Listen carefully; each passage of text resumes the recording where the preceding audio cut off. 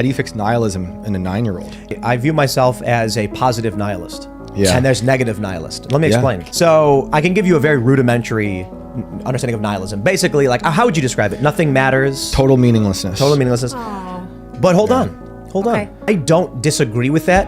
I take it to a positive place. Meaning is what you decide it is. Life has the value that you ascribe to it. So I had this phase when I was younger where I was like, what's the point of anything? Where does this all go?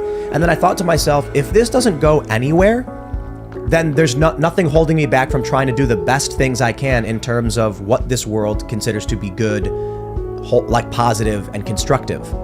And then I meet a lot of people, a lot of left activists especially, who are negative nihilists. Nothing matters, so why don't we just burn it down for fun? Right. You can think nothing matters. I have no problem with that.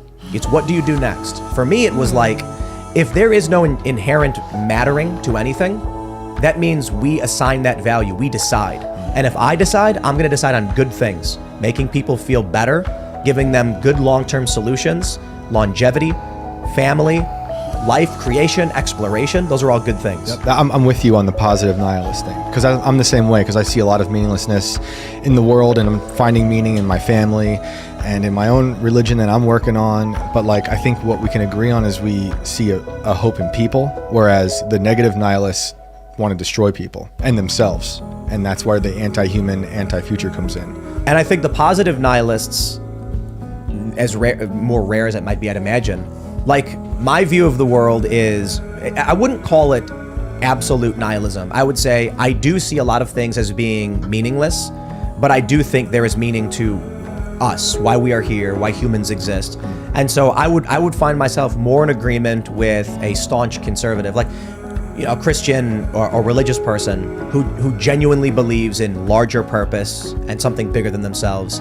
I'm like halfway there. That's why I say I believe in God, but I'm not like religiously theistic or anything. Tim, I think you've honestly been looking for the truth, and you're incredibly close to the actual truth of who God is and how he wants you to interact with him.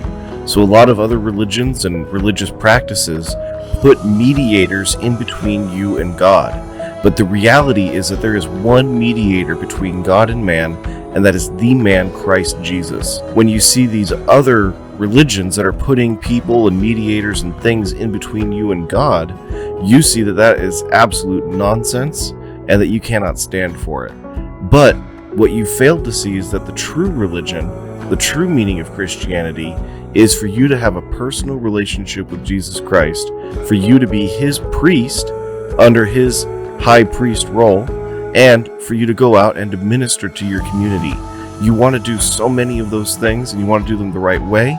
And what I'm telling you is that you don't need a man in between you and God, and that you can have direct access to the Father through Jesus Christ without having to do any of the religious practices that have been given to you in the past that are barriers between you and God.